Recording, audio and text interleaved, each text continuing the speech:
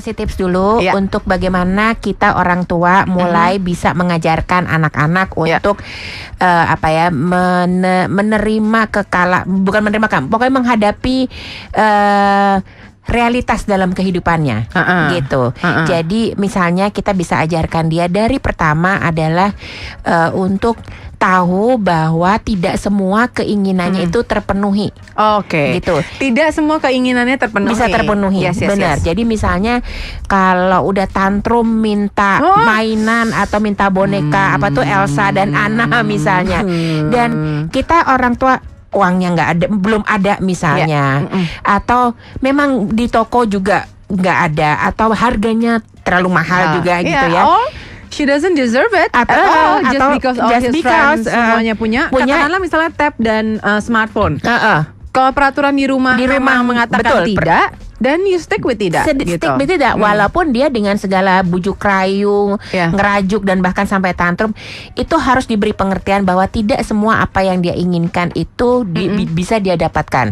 Dan itu tergantung masing-masing juga rulesnya di dalam rumah. Seperti tadi kata Mamo, gitu ya. Itu yang pertama. Yang kedua adalah ajak anak untuk bersosialisasi.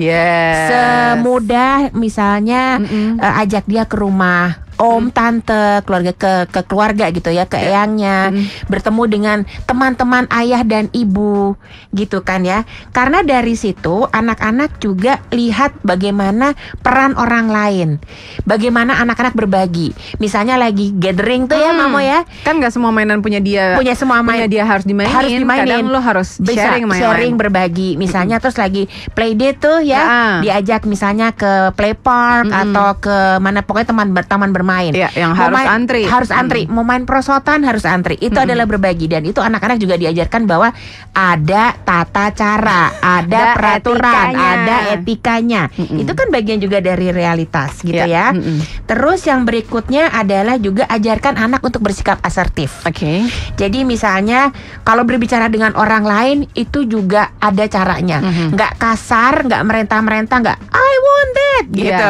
Dan cara lain juga yang bisa dilakukan oleh ayah, ibu, mami, dedi adalah dengan membacakan buku, cerita atau mengajak nonton, tentu dengan pendampingan ya. Jangan cuma dilepas begitu aja. Misalnya dari tablet atau dari film di mana, dengan menceritakan bahwa kenapa dia begitu. Kenapa misalnya si Cars ini ketika balapan dia kalah. Karena nggak mau dengar ceritanya. Siapa namanya sih? Lupa. Nggak mau dengar nasihatnya ini, atau misalnya karena karena mobil lain lebih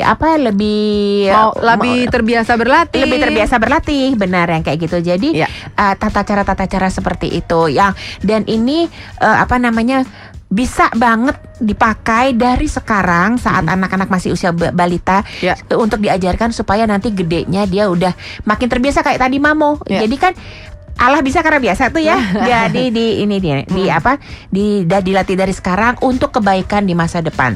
Tips-tips ini bisa dibaca di www.ayahbunda.co.id. Ini masuk ke tumbuh kembang atau kemana nih, Bute? Di tumbuh kembang. Kemudian garis miring keluarga.